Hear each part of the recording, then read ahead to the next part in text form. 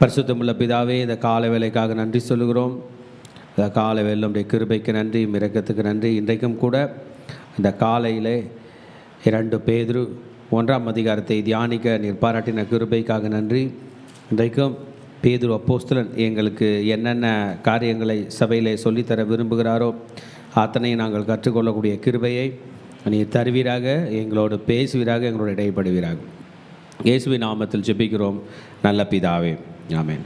கர்த்தருடைய பரிசுத்த நாமத்துக்கு மகிமை உண்டாவதாக. இன்றைக்கும் 2 பேதுரு எழுதின 2வது நிருபம் உடைய முதல் அதிகாரத்தை நாம் படிக்க போகிறோம். பேதுரு, நம்ம ஏற்கனவே பார்த்தது போல் பேதுரு உலகத்தில் உள்ள மொத்த திருச்சபைக்கும் பாஸ்டர் அவர் தான். அவர் மேலே தான் ஜீசஸ் எல்லா கட்டுமானத்தையும் வைத்திருக்கிறார். தன் சபையே பேதுரு மேலே தான் கட்டினதாக இயேசு சொன்னார். இந்த கல்லின் மீது என் சபையை கட்டுவேன். பேதுருனாலே, பீட்டர்னாலே ஸ்டோனுன்னு அர்த்தம், ராக்குன்னு அர்த்தம் என்று நான் சொன்னேன். அப்போ மொத்த உலகத்தில் உள்ள எல்லா திருச்சபைகளுக்கும் பாஸ்டர் பேர், போதகர் அல்லது இன்னைக்கு டெர்மினாலஜியில் சொல்லணுன்னா போப் அப்படின்ற பேர், பிரதான போப் பேதுருக்கு தான் இருக்குது.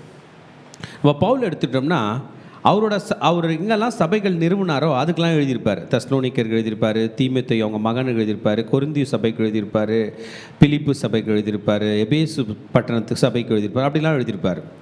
ஆனால் நம்ம ரோம சபைக்கு எழுதியிருப்பார். ஆனால் பேதுரு மட்டும் ஜென்ரலாக எழுதியிருப்பார், எல்லாருக்கும் எழுதியிருப்பார்.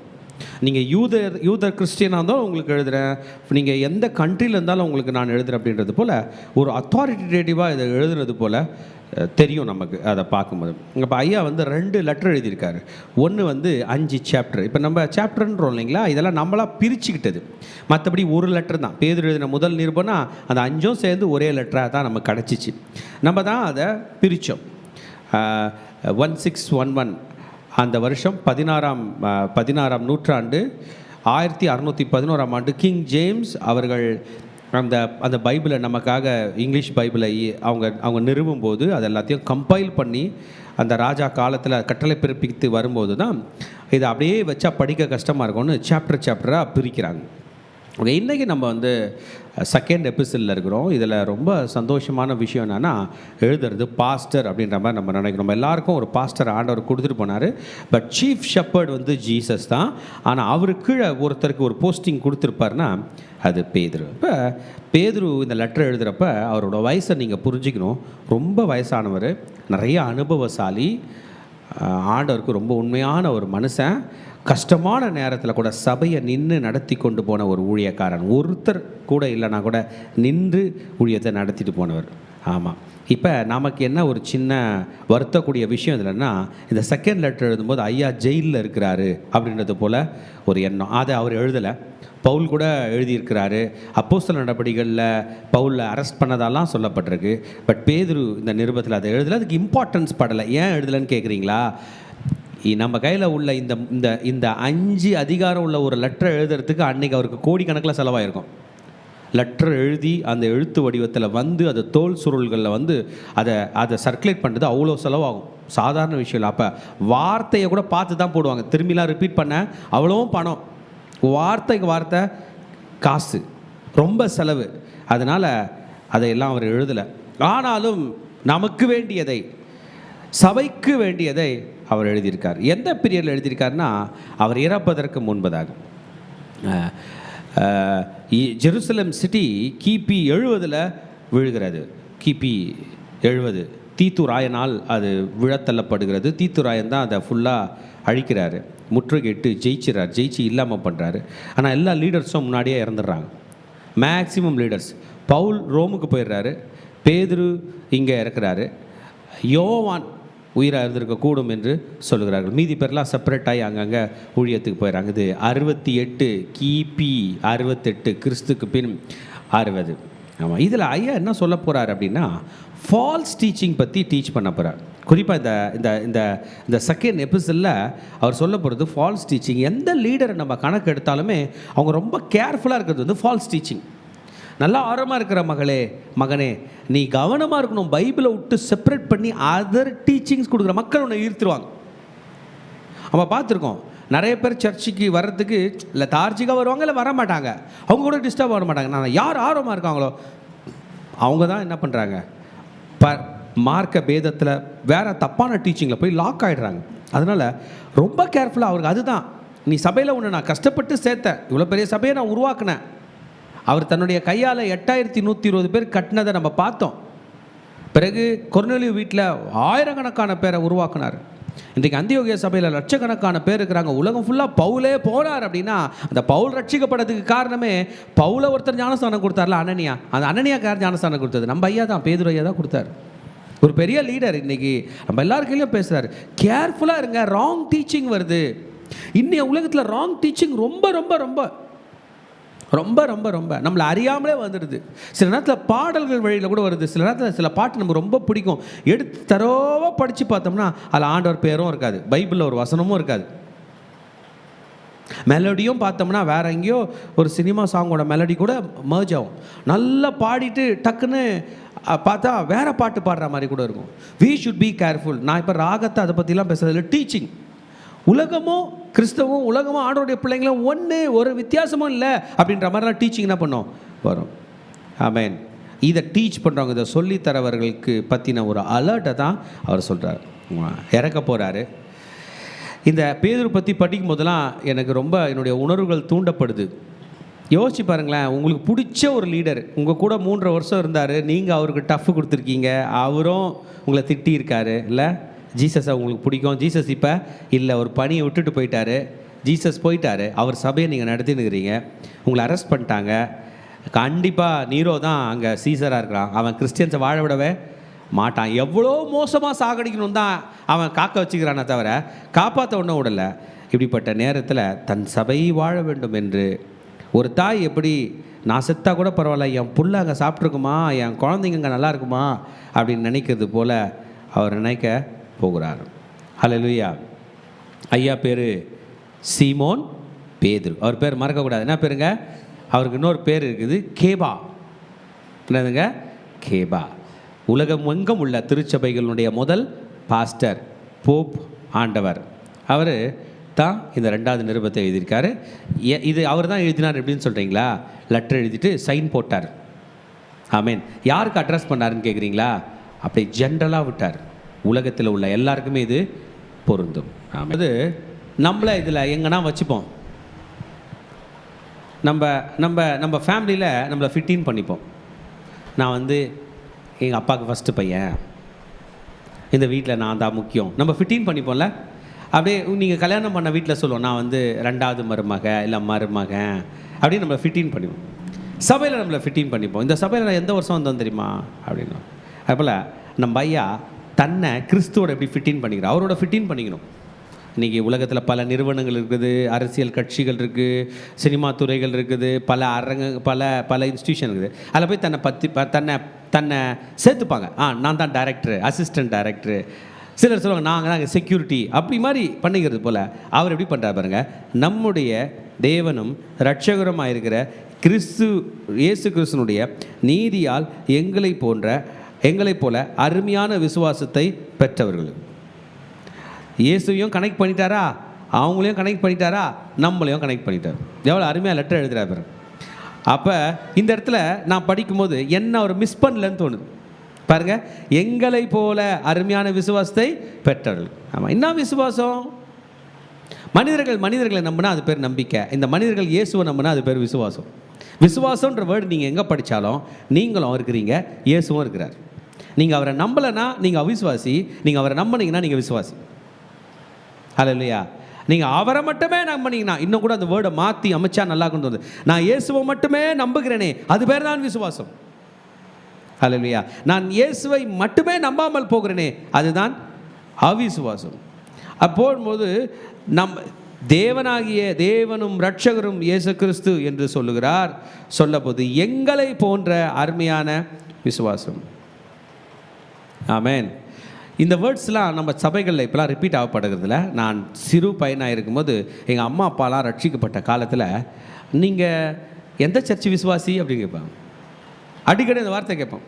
விசுவாசிங்கள்லாம் வந்துட்டாங்க அப்படின்னா இப்போ யாருமே சொல்கிறதில்ல. மெம்பர்ஸ் வந்துட்டாங்க, மக்கள் வந்துட்டாங்க, காங்கிரிகேஷன் வந்துச்சு இப்படிலாம் சொல்கிறாங்க. அப்போல்லாம் பெரியவங்க தான் சொல்லுவாங்க, என்ன சொல்லுவாங்க, விசுவாசிகள்லாம் வந்துட்டாங்க, சபை ஃபுல்லாக விசுவாசிங்க உட்காந்துருக்காங்க அப்படின்னு பேசுவாங்க. அந்த வேர்டு திரும்பி திரும்பி இன்னொரு வேர்டு நான் யூஸ் பண்ணுவாங்க, ரட்சிக்கப்பட்டியா, மாற்றி மாற்றி கேட்டுப்பாங்க.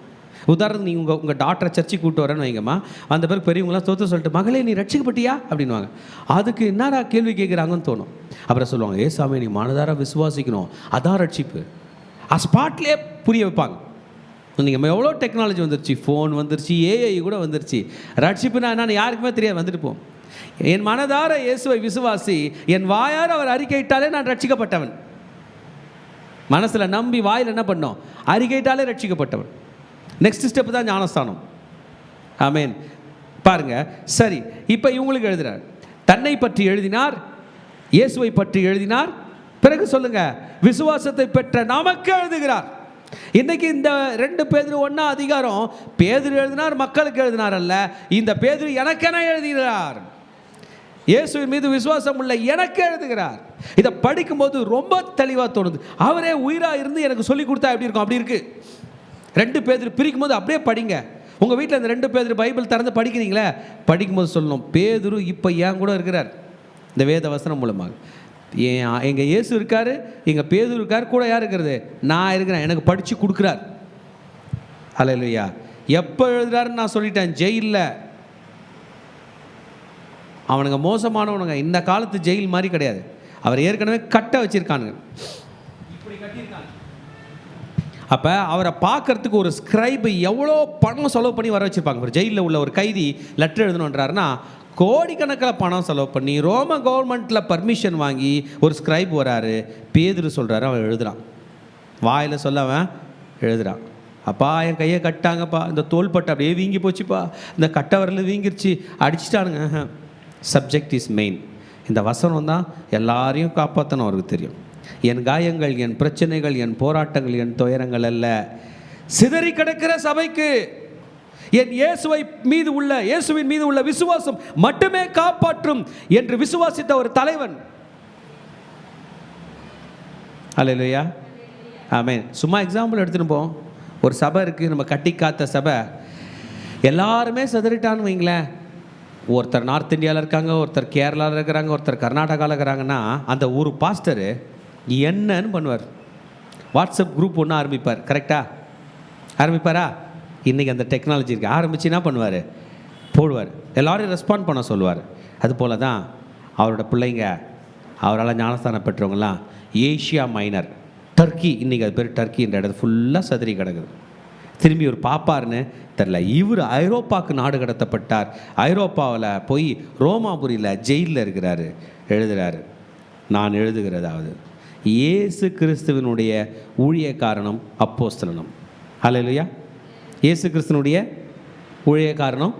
நான் எவ்வளோ பெரிய ஆனாலும் என் ஆண்டவர் ஊழியக்காரன். ஆமென். எங்கள் இயேசு ராஜா இங்கே வந்து உட்காந்து டீ சாப்பிட்டு வச்சாருன்னா அவர் டம்ளரை கழுவுற ஒரு ஊழியக்காரன். எத்தனை பேர் அவருக்கு செய்ய ரெடி? இந்த சர்ச்சில் மட்டும் இல்லை, அவருக்காக நீங்கள் எதை செஞ்சாலும் உலகம் உங்களுக்கு ராங் டீச்சிங் கொடுக்கும். என்ன பண்ணுற, ஏன் போகிற, யாருக்கு பண்ணுறேன்னு கேட்பாங்க. நீங்கள் சொல்லணும், நான் இயேசுவின் ஊழியக்காரன், அவருக்கு செய்ய போகிறேன். இன்றைக்கி காலையில் யாருக்கு செய்ய வந்துக்கிறேன், அவரோட ஆலயத்தில் நீங்கள் மாப் போட்டால் கூட சொல்லணும், நான் அவருக்கு செய்கிறேன். அவர் கையில் பேசிக்கினே செய்யணும். உங்கள் பேரை சொன்னதுனால தான் செய்கிறேன், இல்லை செய்ய மாட்டேன். நான் கூட ஊழியம் பண்ணும்போது சொல்ல, உங்கள் பேரை சொன்னதுனால தான் இந்த ஊழியம் செய்கிறேன், இல்லை செய்ய மாட்டேன். நான் வேறு வழியில் போய் பணக்காரன் ஆகணும், லைஃப்பில் முன்னேறணும், பெரிய ஆள் ஆகணும்னு தான் எண்ணம் எனக்கு இருக்குது. ஆனால் அந்த வழியிலலாம் போனால் ஒரு நாள் தோற்றுருவேன். உங்கள் வழியில் வந்து உங்கள் காலில் விழுந்து கிடந்தா கூட நான் வாழ்வேன் என்கிற நம்பிக்கை இருக்கிறது. அதனால தான் என்னை ஊழியக்காரனாக அர்ப்பணிக்கிறேன். ஹல்லேலூயா. என்னை ஊழியக்காரனாக அர்ப்பணிக்கிறேன். இயேசு கிறிஸ்துடைய ஊழியக்காரனுமாகிய அப்போஸ்தலனுமாகிய அந்த வேர்டு மட்டும் நீங்கள் அறிந்து கொள்ள, நீங்கள் அண்டர்லைன் பண்ணிக்கணும். அப்போஸ்தலன் என்றால் அனுப்பப்பட்டவன் என்ற அர்த்தம். அப்போஸ்தலர் என்பவன் ஒரு மெம்பர் கிடையாது பிரதர் சிஸ்டர். அப்போஸ்தலன் என்ற யார் தெரியுமா? அவர் அந்த ஊரில் போனார்னா ஒரு சபை உருவாகும். இப்போ சொல்லுங்க, உங்களுடைய அழைப்பை, உங்களை ஒரு இடத்துக்கு அனுப்பினால் அது ஒரு சபையாய் மாற வேண்டும், அது ஒரு ஊழியமாய் மாற வேண்டும், அது ஒரு மரமாய் வளர வேண்டும். அதுதான் அப்போஸ்தலன். இந்த வேர்டோட நீங்கள் நம்மளை ஐடென்டிஃபை பண்ணிக்கணும். நான் எங்கள் ஊருக்கு போனேன்னா அங்கே என்ன உருவாகும் சொல்லுமா? சபை. அப்போஸ்தலர்ன்றது அனுப்பப்பட்டவன். அவர் தான் அங்கே முதல் ஆள் போகிறாரு.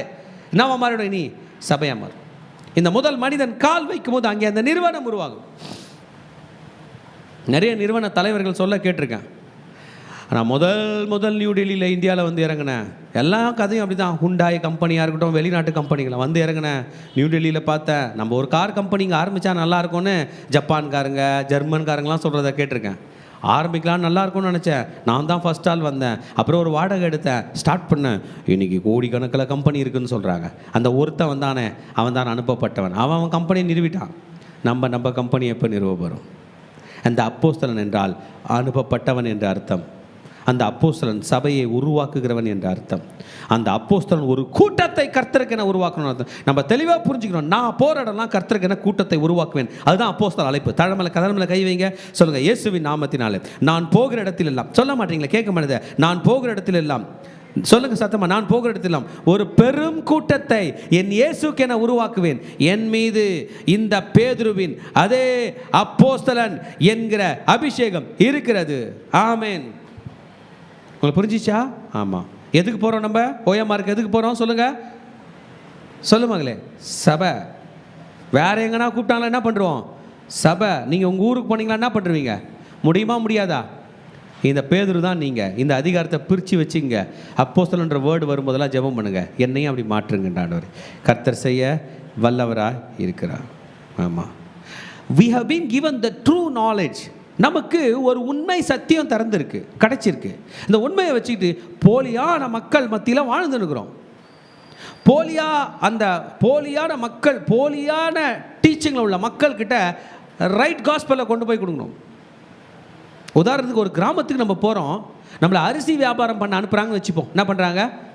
கம்மி விலை கொடுக்குறாங்க. நீங்கள் அங்கே போனீங்கன்னா எல்லா ஜனமும் பிளாஸ்டிக் அரிசியை வடித்து சாப்பிட்டுன்னு இருக்குது. இல்லை, கொஞ்ச நாளில் உங்களுக்கு தெரியும் அந்த ஜனங்களுக்கு என்ன நடக்கும் அப்படின்ட்டு. அப்போ என்ன பண்ணுவீங்க? நிறைய பேட்டில். ஜனத்தை போய் கன்வின்ஸ் பண்ண, எப்பா நீ சாப்பிட்ற அரிசி பிளாஸ்டிக் அரிசி.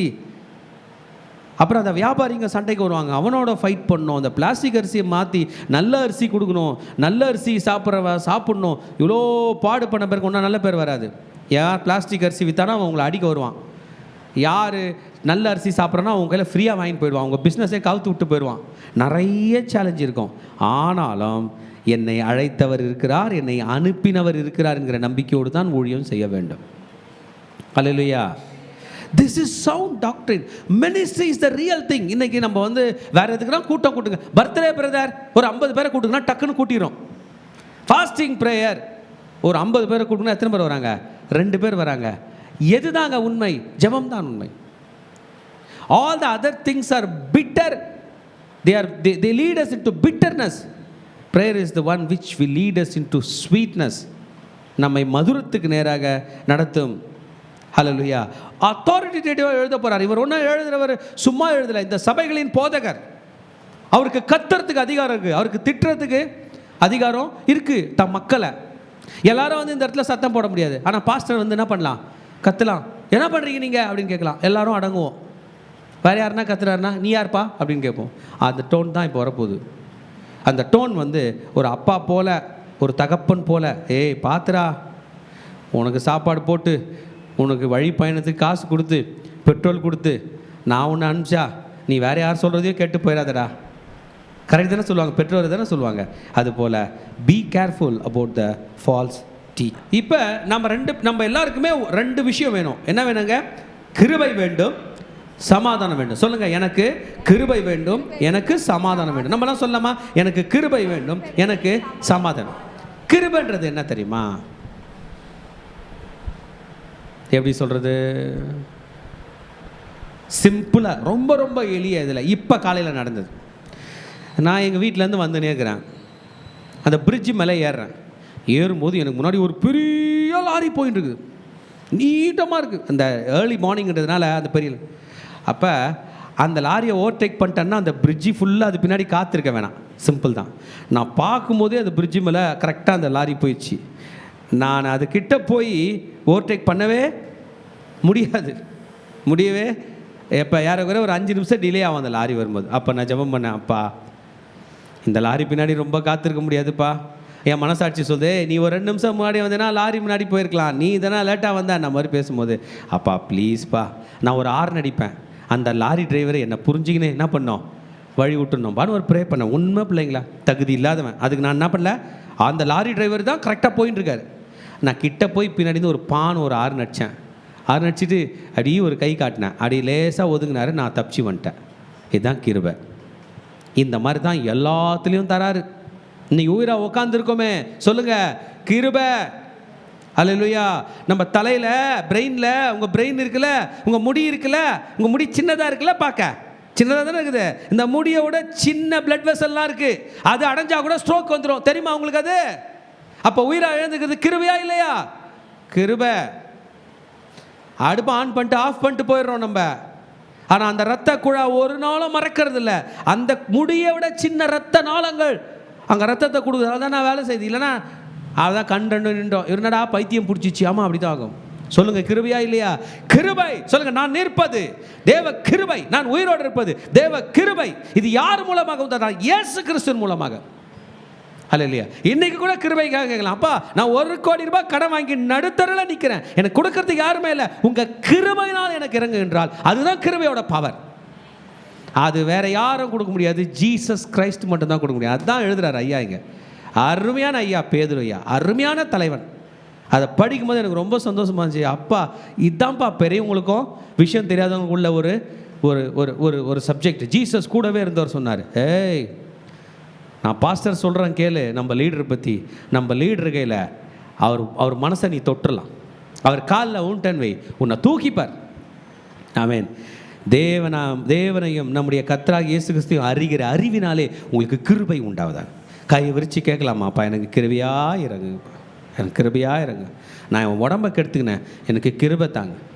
என் ஆசீர்வாதத்தை கெடுத்துனேன், எனக்கு கிருபை தாங்க. என் படிப்பை கெடுத்துக்கினேன், என் வாழ்க்கையை கெடுத்துனேன், எனக்கு கிருபை தாங்கன்னா அது இயேசு கிறிஸ்துவின் மூலமாக உண்டாவதாக. சொல்லுங்கள், இயேசு கிறிஸ்துவின் மூலமாக நான் பெற்றுக்கொள்கிறேன், இயேசு கிறிஸ்துவின் மூலமாக நான் பெற்றுக்கொள்கிறேன். பிள்ளைகளை கேளுங்க, நீங்கள் எதை இழந்தீங்களோ அதை கிருபையினால பெற்றுக்கொள்ளுங்க. வேற ஒரு கதவு இருக்குது, அந்த கதவு பேர் கிரேஸ்.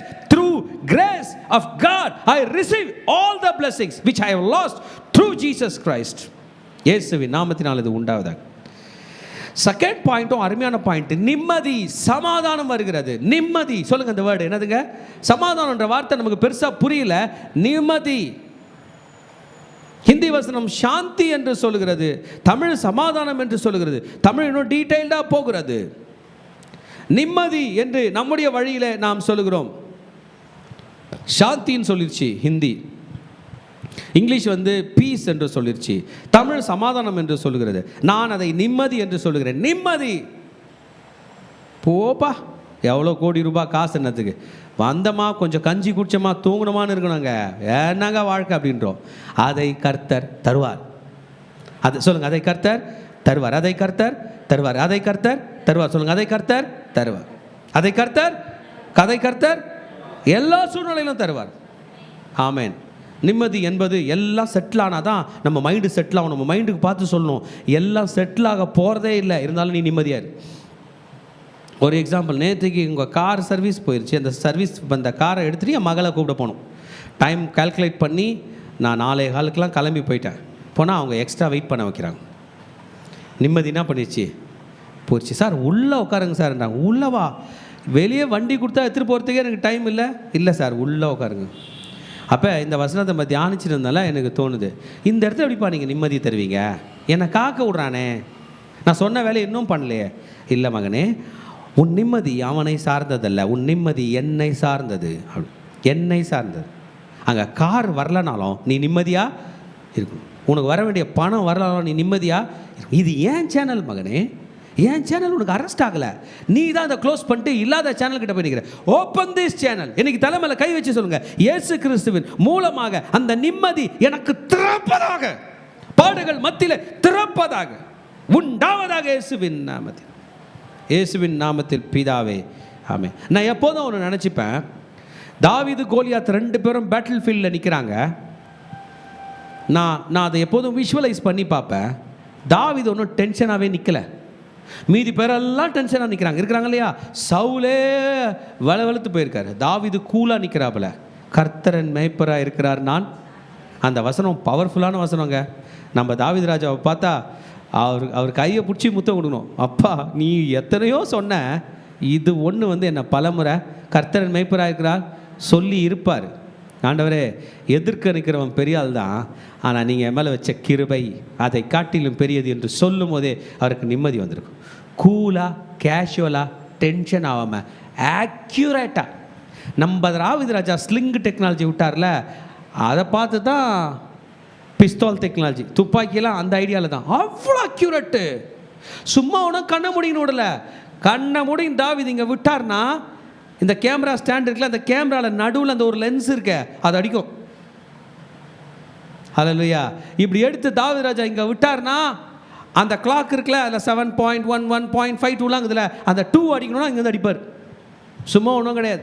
நம்மளுடைய கல்ச்சரில் வில்லு அம்பு வச்சுருந்தாங்களே அது போல். ஆமேன். அது அதை அந்த அந்த ஆர்ச்சர் அந்த ஆர்ச்சர் இருக்காங்களா, அதை பிடுறவங்க, அவங்க டென்ஷன் ஆனாங்கன்னா மிஸ் ஆகிடுமா. அப்போ தாவீது மிஸ் பண்ணல. அப்படின்னா என்ன, நிம்மதியாக நின்றுந்தார். You need to decide to stand with peace in front of trials and tribulations. உங்களுக்கும் எனக்கு விரோதமாக கோலியாத் நிற்கும் போது தான் அந்த தேவனுடைய நிம்மதி நமக்கு தேவை, அதிகமாக தேவை. நம்ம சொல்லணும், நான் அவர் கிருபையில் நிற்கிறேன். சொல்லுங்க பார்க்கலாம், நான் அவர் கிருபையில் நிற்கிறேன். இன்றைக்கி எத்தனாம் தேதி? 27 ஆகஸ்ட் மாதம் 2026 நான் நிற்கிறேன் அவர் கிருபையினால். எத்தனை பேர் சொல்ல போகிறீங்க? வேறு ஏதாவது இருந்தால் தட்டுங்க. இன்றைக்கி எங்கள் கையில் காசு இருக்குது, அதான் நிற்கிறேன். இல்லை, கர்த்தருடைய கிருபையினால் நிற்கிறேன். என் ஹார்ட் நல்லா இருக்குதுனால நிற்கிறேன். இல்லை, சொல்லுங்கள், கர்த்தருடைய கிருபையினால் நான் நிற்கிறேன். இன்னைக்கு நல்லா ஜில்லுன்னு காத்து இருக்கு, நான் வந்தது எனக்கு குடிக்க டீ கொடுத்தாங்க, நான் நிம்மதியாக இருக்கிறேன். இல்லை, இயேசு கிறிஸ்துவின் மூலமாக சொல்லுங்க, நான் நிம்மதியாக இருக்கிறேன். ஹல்லேலூயா. இதில் ரொம்ப எனக்கு பிடிச்சதுனா, கிரேஸ் அண்ட் பீஸ் இஸ் மல்டிப்ளைடா, அது பெருகுமா. அது என்ன பண்ணுமா? லைஃப்பில் ஏதாவது ஒன்று பெருகி வந்ததை நீங்கள் சாட்சி சொல்லுங்கள் பார்க்கலாம். இவ்வளோ தான் இருந்துச்சு, இவ்வளோ பெருகிருச்சு. ஒருத்தவங்க சொன்னாங்க பேனு பெருகிருச்சியா, இன்னொருத்தர் சொன்னார் கடன் பெருகிருச்சியா. பெருக்கம் என்பது நம்ம பார்த்ததே இல்லைங்க. எங்கள் வீட்டை சுற்றி முன்னாடிலாம் ஒரு ட்வைனர், ஒரு செடி மாதிரி இருந்துச்சு. அப்படியே நீளமாக அப்படியே வளர்ந்து கொடி மாதிரி பலரும் அழகாக வைக்கலாம். அதை எங்கேயோ ஒரு இடத்துல ஒன்று புட்டுக்கிட்டு வச்சுட்டேன். வீடு ஃபுல்லாக அது வந்துருச்சு. எனக்கு அது ஞாபகம் வருது. வீடு ஃபுல்லாக அப்புறம் எடுத்து எராடிகேட் பண்ணுற அளவுக்கு வந்துச்சு. ஏன்னா அது ஃபுல்லாக பூச்சி பாம்புலாம் வர ஆரம்பிச்சிச்சு. அந்த பெருக்கத்தை நான் பார்த்துருக்கேன். நான் வச்சது ஒன்று என்ன ஆயிடுச்சு, எக்கச்சக்கமாக. அந்த மாதிரி எதுவும் பெருகுனதே இல்லையே. நம்ம 10 ரூபாய் எடுத்துகிட்டு வரோம், அது 4 ரூபா ஆயிடுச்சு. சொல்லுங்கள், உங்கள் அக்கௌண்ட்டில் 0 ரூபாவாக தான் ஆயிடுச்சு. ஆனால் பணக்காரங்களுக்கு என்ன ஆகுது, இன்றைக்கி 10 ரூபா இருக்குது, நாளைக்கு 10,000 ரூபாய் இருக்குது, அடுத்த வருஷம் என்ன இருக்குது 1 கோடி ரூபாய் இருக்குது, அதுக்கு அடுத்த வருஷம் என்ன ஆகுது 10 கோடி ரூபாய். எனக்கு பெருகவில்லையே ஆண்டவரே. அவைகள் பெருகுகிறதோ இல்லையோ மகனே, உனக்கு என் மூலமாக கிருபையும் நிம்மதியும் பெருகும் என்றார். ஹல்லேலூயா. It will be multiplied. It should be multiplied. ஹிந்தியில் அருமையாக இருக்குது, பகுத்தாயத் சே படுத்தி ஜாயே, அது அளவுக்கு அதிகமாய் பெருகுமா. பகுத்னா நிறைய அர்த்தம். பகுத் அச்சா, ரொம்ப நல்லா இருக்கு, ரொம்ப பெருகுமாம். ஆமென். எங்கேருந்து எழுதுறாருங்க நம்ம ஐயா? சொல்லுங்க, ஜெயிலேருந்து எழுதுறாரு. யோசிச்சு பார்க்குறேன், ஒரு ஜெயிலில் உள்ள ஒரு மனுஷனை நீங்கள் மீட் பண்ணிங்கன்னா அவர் என்ன சொல்லுவார்? ஐயோயோ மீட்டு போங்க, இதை பண்ணுங்க, அதை பண்ணுங்க, உள்ள சாப்பாடு சரியில்லைங்க, ஐயோயோ பாத்ரூம் வசதியே இல்லை, இதை தான் சொல்லுவோம். ஒரு ஊழியக்காரன், சபை நிறுவனர் எழுதுகிறார், நமக்கு சத்தியத்தை எழுதிவிட்டு போயிருக்கிறார். நீதிமான் முதிர் வயதிலும் கனி தந்து புஷ்டியும் பசுமையாக இருப்பான்றது போல் கனி கொடுத்துருக்காருங்க ஐயா. அவர் வார்த்தை என்னை கட்டுகிறது. இன்றைக்கு நம் வார்த்தை மற்றவர்களை கட்டுகிறதா? ஆமென். Wonderful, wonderful. அருமையாக நம்மை சத்தியத்துக்குள் நடத்தி கொண்டு இருக்கிறார். ஆமென். இயேசு கிறிஸ்துவை பற்றின, இயேசு கிறிஸ்துவின் மகிமையை பற்றின ஒரு மாபெரும் அர்த்தத்தையும் விளக்கத்தையும் நமக்கு ஊழியக்காரர் கொடுத்தார். அதற்காக நான் கர்த்தருக்கு நன்றி சொல்கிறேன். ஹல்லேலூயா. இன்றைய செய்தியினுடைய டைட்டிலே நான் சொல்லாமல் விட்டேன். என்னவென்றால், உறுதியான கிறிஸ்தவ வாழ்க்கை. Assured, insured. அஷ்யூர்ட்னா கட்டாயம் நம்பலாம். இன்ஷூர்ட்னா உங்கள் வாழ்க்கை அவர் பார்த்துக்குவார். இன்ஷூர்டான வாழ்க்கை. This is the Christian life. இன்றைக்கி இந்த சத்துவத்தை நம்ம எடுத்துக்கிட்டோம்னா, இந்த சத்தான இந்த பொருளை நம்ம சாப்பிட்டோம்னா, ஆரோக்கியமாக இருக்கலாம், நம்ம மனது ஆரோக்கியமாக இருக்கும், உடல் ஆரோக்கியமாக இருக்கும், வாழ்க்கை ஆரோக்கியமாக இருக்கும், உறவுகள் ஆரோக்கியமாக இருக்கும், நம் வார்த்தைகள் ஆரோக்கியமாக இருக்கும், நம் பணம் ஆரோக்கியமாக இருக்கும், நம் சொத்து சுகம் எல்லாம் ஆரோக்கியமாக இருக்கும். இவைகள் எதினால் பெருகுகிறதாம்? கிறிஸ்துவை அறிகிற அறிவினாலே. The moment you start to know more about Jesus, your grace will become more, your peace will become more. இன்னைக்கு நிம்மதி குறைஞ்சிச்சுன்னா நம்மளை பார்த்து சொல்லுங்க, ஏன் நான் இப்போ நிம்மதியாக இல்லை? ஓ, ஜீசஸை பற்றி இன்னும் தெரிஞ்சிக்கல, போய் தெரிஞ்சுப்பேன். தண்ணி குடிக்கிறோம், தாகம் தண்ணியில் என்ன சொல்கிறோம்? ஆமாங்க, எனக்கு வயிறு சரியில்லைன்றமா, இன்னும் கொஞ்சம் தண்ணி குடிக்கிறோமா? நமக்கே இதில் மட்டும் அப்படி வரல. நிம்மதி இல்லை என்றால் கிறிஸ்துவை இன்னும் தெரிந்து கொள்ள வேண்டும். The more you know Jesus, the more peaceful you are. ஏன் தெரியுங்களா? அந்த சமாதானம் என்கிற அந்த கொடோன் சொல்லலாம், அந்த சமாதானம் என்கிற ஃபேக்ட்ரியே ஜீசஸோட ஃபேக்ட்ரி தான். ஒரு நல்ல விஷயம் என்ன தெரியுங்களா? அந்த ஃபேக்ட்ரியோட டோல் ஃப்ரீ நம்பர் உங்களுக்கு இருக்குது. அந்த நம்பருக்கு நீங்கள் ஃபோன் பண்ணாலே அந்த ஃபேக்ட்ரியிலேருந்து டெலிவரி ஃப்ரீயாக உங்களுக்கு வரணும் போது நீ சமாதானத்தோடு வாழ வேண்டும் என் மகனே. This is an extended blessing. This is an expanded blessing. இது சிதறிக்கிறவங்களுக்கு தெரியாது. யார் எழுதினா தான் தெரியும்? இந்த பாஸ்டர் எழுதினா தெரியும். அவர் பேர் என்ன பேருங்க? Simon Peter. மல்டிப்ளிகேஷன் பற்றி பேசுகிறோம். Before your wealth should be multiplied, your grace has to be multiplied. புரிஞ்சுங்க, நம்ம இன்னைக்கு வந்து ஆண்டவரே பணத்தை பெருக்கு பிரதர், முதல்ல கிருபை பெருகட்டும். Let the grace multiply. சமாதானம் பெருகட்டும். சமாதானம் இல்லாமல் எதுவும் வேண்டாம். We need grace and peace to be multiplied. How it will be multiplied? Through the knowledge of him. அவரை பற்றி. இப்போ ஜெயிலில் பேதுரு இருக்கிறதா இப்போ வச்சுப்போம். நம்மளெல்லாம் யாரோ டிக்கெட் போட்டு கொடுக்குறாங்க, எல்லாம் ரோமுக்கு வாங்க போனால் அங்கே காசுலாம் செலவு பண்ணி பேதுருவை பார்க்க விட்டாங்க. பார்த்துட்டீங்க, பேதுருவை பார்த்ததும் சேர்த்து பிடிச்சிட்டிங்க. அப்பா எப்படிப்பா இருக்க, எப்படிப்பா வழியெல்லாம் நல்லா பண்ணியப்பா. நம்ம பேசுறது அவருக்கு புரியாதுல்ல, நடுவில் இன்டர்மீடியேட்டரை வச்சு அவருக்கு ஈப்ரூவில் சொல்ல, அவர் நமக்கு தமிழில் சொல்லணும் போது அவர் என்ன சொல்லுவார்னு நினைக்கிறீங்க? வா ஃபோட்டோ எடுத்துக்க, என் ஃபோட்டோ எடுத்து போய் மாட்டு நான் சொல்லுவார். அவர் கை நீட்டுவார், அவர்னுவார். கரெக்டாக அதெல்லாம் சொல்லுவார். சரி, அப்படியே நீங்கள் திரும்பி வந்து எருசலேம் வழியாக வரும்போது யோவான் இருக்கிறாருன்னு வைங்க, அன்பின் சிஷன், அவரை போய் சேர்த்து பிடிச்சி நீங்கள், ஐயா உங்களை தான் பார்க்கணும்னு நினச்சேன், கிட்ட வாங்க, நான் உங்கள் மாரில் சாஞ்சிக்கிறேன் அப்படின்லாம் சொல்லும்போது ஒரு செல்ஃபி எடுத்த போது இந்த ஃபோட்டோ எடுத்து போய் மாட்டுன்னு வர என்ன சொல்லுவார் அவர்? அப்படியே வெளியே வரும்போது அம்மா கூப்பிட்றாங்க, யோவான் யார்ப்பா வந்திருக்குது? அம்மா இவன் வந்து பாஸ்டர் பிரேமா, புது பையன் முளைச்சிருக்கான், உங்கள் பையன் வழியில் தான் வந்திருக்கான் ஜீசஸோட அப்படின் போது, அம்மா தாயே நீ இன்னும் உயிராக இருக்கியா அப்படின்னு போய் அவங்க காலில் விழுந்து அம்மா கையில் ஆசீர்வாதம் வாங்கின பிறகு அம்மா என்ன சொல்லுவாங்கன்ற, அவர் சொன்னாங்களா வேலைக்காரங்களை பார்த்து, அவர் என்ன சொல்கிறாரோ, இன்றைக்கு நீங்களும் நானும் காட்ட வேண்டியது ஒருவர், அவர் எங்கெங்கே இருக்கார்? அவர் எங்கும் இருக்கிறார் என்றதான் நல்ல செய்தி. அவரை தடுப்பதற்கு யாராலும் முடியவே முடியாது. இந்த கடலில் உள்ள ஆழங்கள் ஓஷனோகிராஃபி படிக்கும்போது, ஊட்டி கொடைக்கானல் அங்கெல்லாம் போகிறோம்ல, அங்கே மலைகள்லாம் பார்க்கும்போது அவ்வளோ அழகாக இருக்குல்ல, ரொம்ப சூப்பராக இருக்கும். சில சினரியோ நினச்சிங்க ரொம்ப சூப்பராக இருக்குல்ல, இந்த மாதிரி இதை விட பல 100 மடங்கு அழகான சினரியோலாம் கடலுக்கு அடியில் இருக்குதான். எங்கே இருக்குதான்? அங்கே மனுஷன் போவே முடியாது, இருளில் இருக்குதான். எங்கே இருக்குது? ஆராய்ச்சியாளர்கள் தலை சொரிஞ்சிக்கிறாங்க. இங்கே இந்த அழகு இருக்குன்னா இதனுடைய ஓனர் இங்கே விசிட் பண்ணுறார். யார் விசிட் பண்ணுறாரு? ஜீசஸ் விசிட் பண்ணுறார். கடல் கடியில் வந்து அந்த செடியெல்லாம் பார்த்துட்டு போகிறார், அந்த மீனெல்லாம் பார்த்துட்டு போகிறார். அவரோட ஃபிஷ் டேங்க் தான் அந்த கடல். சின்ன பசங்களே, விளையாட்டு பசங்களே, என் ஃபிஷ் டேங்க்கில் பிடிச்சி என்ன பண்ணு, சாப்பிட்டு போ. என் பூமியை நான் ஃப்ரீயாக எல்லாம் விளைச்சி விட்ருக்கேன், நான் சாப்பிடல, நீலாம் என்ன பண்ணு, சாப்பிட்டு போ, நான் கேட்க மாட்டேன், போ, நான் சிந்தினதான் நீ. அது போல் இப்போ சொல்லுங்கள், பெருகுமா பெருகாதா? ரொம்ப ரிச்சு நம்ம ஆண்டவர், எல்லாத்துலேயும் நல்லது செய்கிறது, நன்மையின் கடல், சமுத்திரம். அவர் மீது நமக்கு நம்பிக்கை இருக்க வேண்டும். தம்முடைய மகிமையினாலும் காருண்யத்தினாலும், by his glory, by his virtue, நம்மை அழைத்திருக்கிறார். இதில் நமக்கு ஒன்றும் இல்லை, தம்முடைய மகிமை அதை அனுப்பி நம்மை கூப்பிட்டார், தம்முடைய காருண்யத்தை நம்மை அழைத்து கூப்பிட்டார்.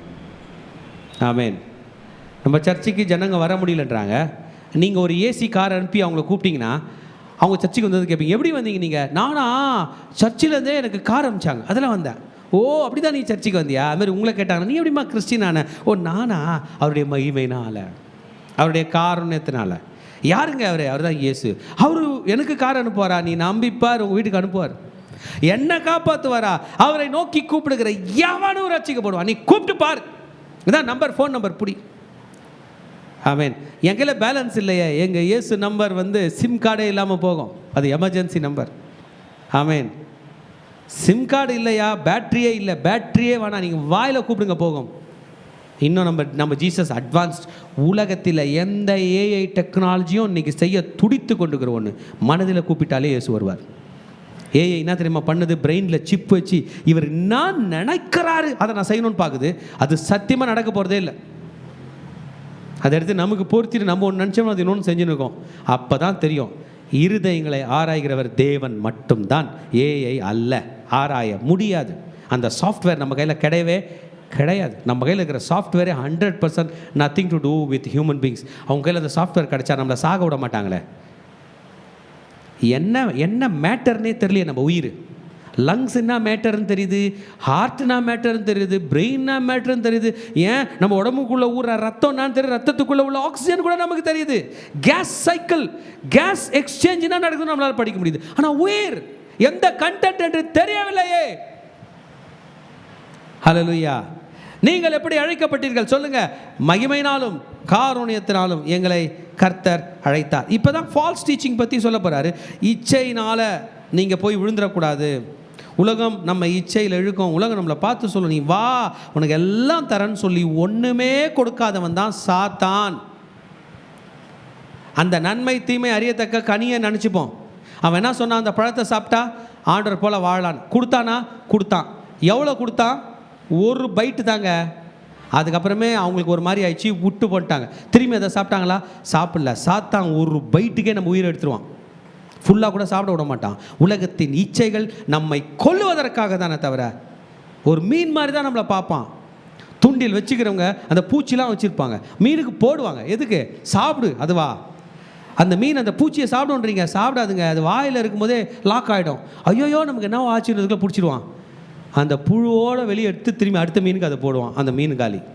அப்படி தான் இச்சை, உலகத்தினுடைய இச்சை.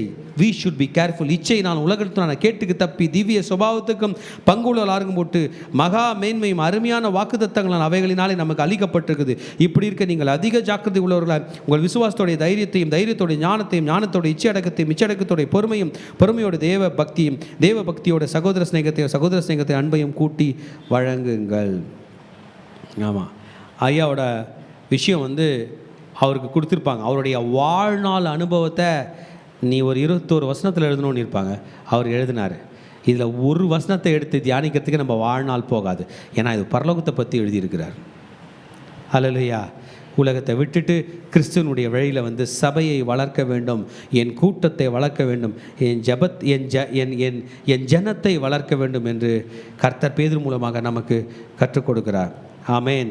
இவைகள் இப்போ சொன்னதெல்லாம் ஞானம், இச்சை அடக்கம், பொறுமை தேவ பக்தியெலாம் இருந்துச்சுன்னா பெருகினால் உங்களை நம்முடைய கர்த்தராகிய இயேசு கிறிஸ்து அறிவினாலே வீணரும் கனியற்றவங்களும் இருக்க ஒட்டாது. இந்த கேரக்டர்ஸ்லாம் ஞானம் இருந்தால் நம்ம கனி இல்லாதவங்களாக இருக்க மாட்டோம். நமக்கு அறிவு இருந்தால் கனி இல்லாதவங்களும் இருக்க மாட்டோம். தேவ பக்தி இருந்தால் கனி இல்லாதவர்கள். இதில் ஏதோ ஒரு மிஸ் ஆனதுனால தான் நம்ம கனி கொடுக்காமல் போகிறோம். நம்ம நெக்ஸ்ட் லெவலுக்கே போகல.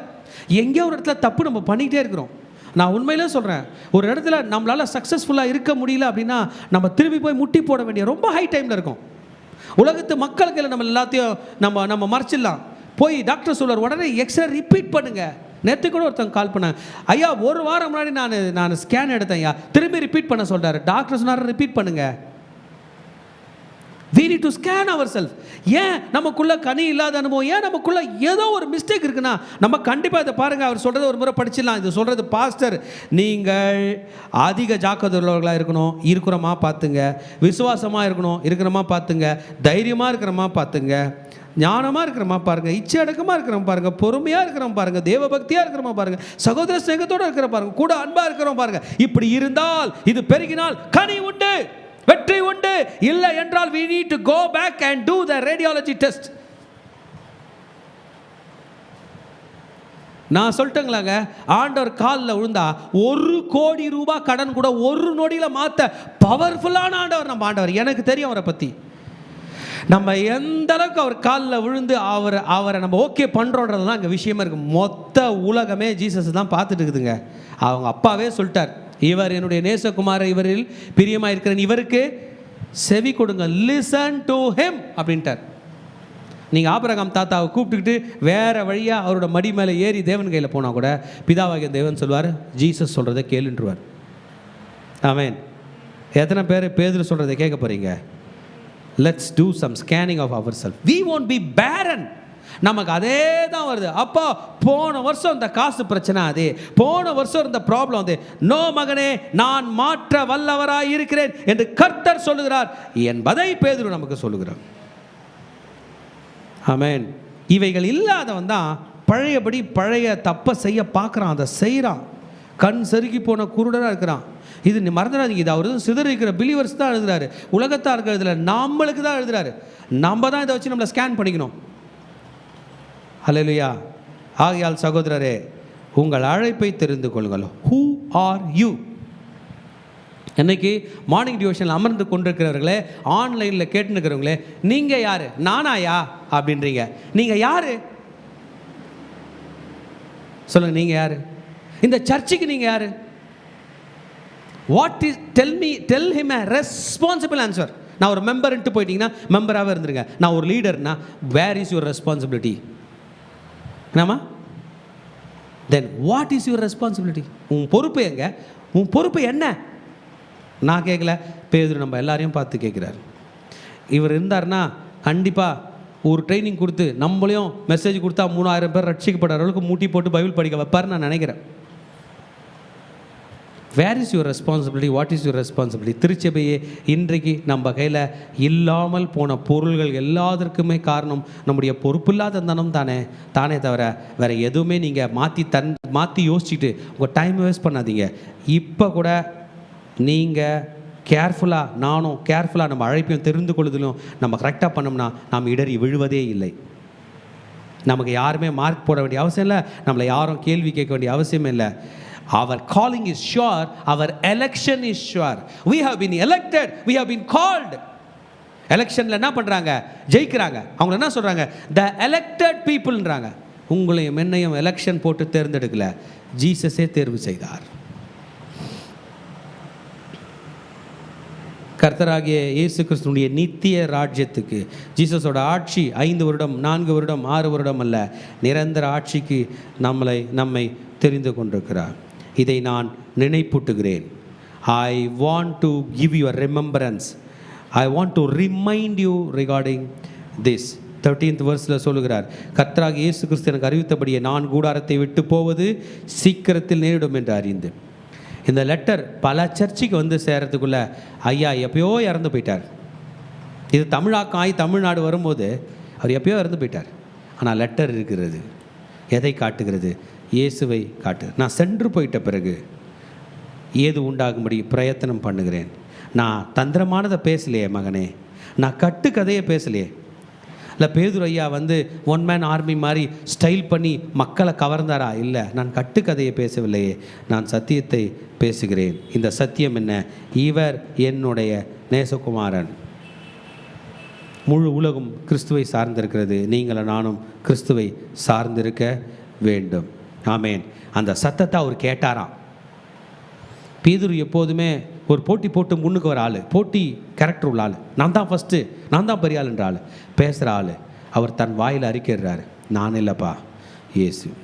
அவரோடு கூட நாங்கள் பரிசுத்த பர்வதத்தில் இருந்தோம், அதை கண்டோம், அந்த சத்தத்தை கண்டோம். அதுதான் உறுதி. தீர்க்க தரிசனமானது ஒரு காலத்தில் மனுஷருடைய சித்தத்தின்படி உண்டாகவில்லை. தேவனுடைய பரிசுத்த மனுஷர் பரிசுத்த ஆவினாலே ஏவப்பட்டு பேசினார்கள் என்று சொல்கிறார். நிறைய சப்ஜெக்ட் இருக்குது. ஆனால் நம்ம இன்றைக்கு பார்த்தது, ஆண்டவரே எனக்கு உம்முடைய கிருபை வேண்டும், உம்முடைய சமாதானம் வேண்டும். கண்களை மூடி ஆண்டவரை நோக்கி பார்ப்போம். இன்றைக்கி வீட்டுக்கு போயிட்டு இந்த மார்னிங் டிவோஷனை விட்டுறாதீங்க. இந்த சாப்டரை திரும்பி திரும்பி படிங்க. ஆஃபீஸ் போகிறவங்களாம் கவனிங்க. மதியம் லஞ்ச் டைமில் திரும்பி இந்த அதிகாரத்தை ஒரு முறை படிங்க. அதை நினச்சிக்கிட்டே இருங்க. கிருபை வேணும்ப்பா, சமாதானம், நிம்மதி வேணும்ப்பா. ஆமாம், கரண்ட் ஆஃப் ஆயிடுச்சு, இருந்தாலும் நிம்மதி கொடுப்பார். கரண்ட்டில் இல்லை நிம்மதி, ஏன்னா கரண்ட் இருக்கும்போதே நிம்மதி இல்லாமல் இருந்திருக்கும். ஆனால் கிறிஸ்து இருந்தாருங்க, சமாதானம் வேணும்ப்பா, என்னை அர்ப்பணிக்கிறேன்ப்பா. அருமையான சாப்டர். வாழ்நாளெல்லாம் படித்தா கூட இது ஒன்று கொடுக்குற டைரக்ஷனே நம்மளை நேராக பரலோகம் கூப்பிட்டு கொண்டு போகும். எழுதுறது பேதுரு, சாதாரண ஆள் இல்லை. நீங்கள் பாஸ்டர்னு கூப்பிட தகுதி பெற்ற ஒரு ஊழியக்காரன். நம் சமாதானத்துக்காக வேண்டுகிறார், நம் கிருபைக்காக வேண்டுகிறார். லைஃப்பில் எதனா லூஸ் பண்ணியிருந்தீங்கன்னா திரும்பி அது கிடைக்கணும்னா ஒரு வழி இருக்குது, அந்த வழி பேர் தான் கிருபை. நீங்கள் விட்டதெல்லாம் பெற்றுங்க. ஹார்ட் ஒர்க் இல்லை, நம்ம ஹார்ட் ஒர்க் யாரும் இனி மதிக்க போகிறதில்ல. திறமைகள் இல்லை, படிப்பு இல்லை, கிருபை இருக்கிறது. அந்த கிருபையினால் என்னை இறங்கும் என்று கர்த்தரிடம் கேட்போம். கண்களை மூடி ஆண்டவரை நோக்கி பார்ப்போம்.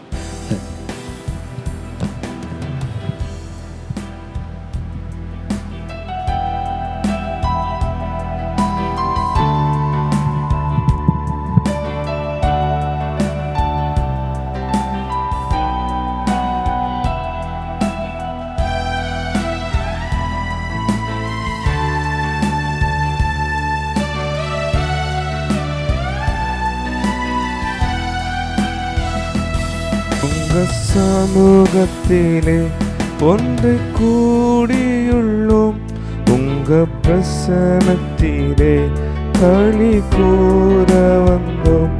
உங்க சமூகத்திலே ஒன்று கூடியுள்ளோம், உங்க பிரசனத்திலே களி கூற வந்தோம். இருக்கின்றேன் என்று சொன்னீரே, இருப்பதானே நன்றி சொல்வேனே. இருக்கின்றேன் என்று சொன்னீரே, இருப்பதானே நன்றி சொல்வேனே. ஆனந்தமே சமூகமே, பேரின்பமே உங்கள் பிரசனமே. ஆனந்தமே உங்கள் சமூகமே, பேரின்பமே உங்கள் பிரசனமே. அன்பே என்னேசுவே, உயிரே என்னோரவே. அன்பே என்னேசுவே, உயிரே என்னோரவே. ஆனந்தமே உங்க சமூகமே, பேரின்பமே உங்க பிரசனமே. ஆனந்தமே உங்க சமூகமே, பேரின்பமே உங்க பிரசனமே. அப்பா பிதாவே, இதோ இந்த வேலையில் கூட தகப்பனே எங்கள் கூட பேசின வார்த்தைகளுக்காக உமக்கு நாங்கள் நன்றி செலுத்துக்கிறோம். அப்பா இப்பொழுது மடிகளை மறைத்து வெளிப்படும் இயேசுவின் ரத்தம் செய்யும் இயேசுவின் நாமத்தில் பிதாவே, ஆமென். 2 பேதுரு 1:10 ஆகையால் சகோதரரே, உங்கள் அழைப்பையும் தெரிந்து கொள்ளுதலையும் உறுதியாக்கும்படி ஜாக்கிரதையாயிருங்கள். இவைகளை செய்தால் நீங்கள் ஒரு காலம் இடர் விழுவது இல்லை என்று பேதுரு இந்த வசனத்தில் சொல்லுகிறார். முதலாவதாக நம்மளோட அழைப்பு என்ன என்பதை முதலாவதாக நாம் தெரிந்து கொள்ள வேண்டும். கர்த்தருக்குள் நாம் உறுதியாக இருக்கிறோமா, ஜாக்கிரதையாக இருக்கிறோமா என்பதை நாம் அறிந்து இருந்தால் நம்ம எந்த இடத்துல இடறி போக மாட்டோம் என்று. இந்த நாளிலும் நாம் எப்படி வாழ்ந்து கொண்டு இருக்கிறோம்? நம்ம இஷ்டத்துக்கு போய் கொண்டு இருக்கிறோமா, இல்லை தேவனுடைய அழைப்பில் நாம் நின்று கொண்டு இருக்கிறோமா என்று நம்மை நாமே ஆராய்ந்து பார்க்கலாம். இந்த 3ஆம் வசனம் 4ஆம் வசனத்தில் சொல்லப்பட்டிருக்கு. அவர் நம்மளை எதற்காக தெரிந்து கொண்டார்? நாம் முதலாவதாக விசுவாசத்தில் நாம் உறுதியாக இருக்க வேண்டுமா, அவருடைய அன்பில் நாம் நிலைத்து இருக்க வேண்டுமா, எல்லா இச்சையிலும் விட்டு நாம் விலகி வர வேண்டும் என்று இந்த இடத்துல சொல்லப்பட்டிருக்கு. அப்போ நம்ம பொறுப்புள்ளவர்களாக இல்லை என்றால் அவருடைய கிருபையும் சமாதானம் நமக்கு கிடைக்காது என்று இந்த வேலையில் நம்மளோட அழைப்பை நம்ம மறந்துட்டு நம்ம இஷ்டத்துக்கு நம்ம போயிருந்தோம் என்றால் இந்த வேலையில் ஆண்டவர்கிட்ட நம்ம மன்னிப்பு கேட்கலாமா? அப்பா, நீங்கள் அழைத்த அழைப்பை நான் மறந்துட்டேன்ப்பா, என்ன மன்னிங்க நம்ம கேட்கலாம். அவர் கொடுத்த எத்தனை ஊழியத்தில் நம்ம பொறுப்பு இல்லாமல் நம்ம செயல்பட்டும் இருந்தோம் என்றால் இந்த வேலையில் ஆண்டவர்கிட்ட நம்ம மன்னிப்பு கேட்டு, அப்பா நான் மறுபடியும் உங்கள் ஊழியத்துக்கு நான் திரும்பி வருகிறேன், நான் பொறுப்பாய் நடந்து கொள்கிறேன் என்று இந்த வேலையில் ஆண்டவர்கிட்ட நம்ம ஒப்பு கொடுத்து நாம் ஜெபிக்கலாமா? நம்ம அப்படியே ஆண்டவர்கிட்ட விட்டு கொடுக்கலாம். உங்கள் கிருபையும் சமாதானம் எனக்கு வேணும்ப்பா, உங்கள் கிருபையும் சமாதானம் எனக்கு வேணும்ப்பா, நான் பொறுப்பு இல்லாமல் நடந்ததுக்காக அப்பா நான் இப்போது மன்னிப்பு கேட்கிறேன் என்று சொல்லி இந்த வேலையில் மன்னிப்பு கேட்டு நம்ம ஒப்பு கொடுத்து நாம் ஜெபிக்கலாம். Thank you Jesus, thank you Jesus, thank you Jesus, thank you Jesus.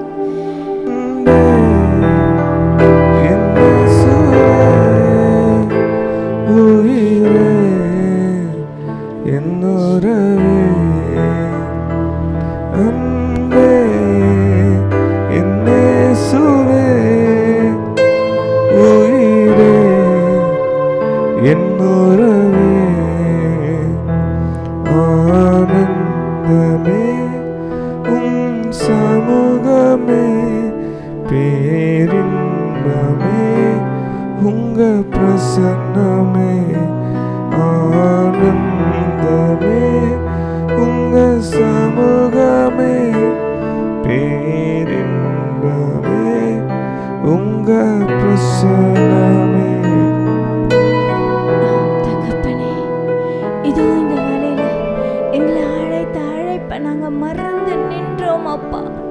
இச்சையான காரியத்து உலக காரியத்துக்கு நாங்கள் அப்பா இழுக்கப்பட்டு நாங்கள் போய் இருந்திருக்கிறோம் அப்பா என்று பேதுரு எங்களை மறுபடியுமாக எங்களை தட்டி எழுப்புகிறார் அப்பா. எங்க ஆத்மாவை தட்டி எழுப்புவது போல மறுபடியுமாக நாங்கள் உங்களை கிட்டி சேருகிறோம் அப்பா.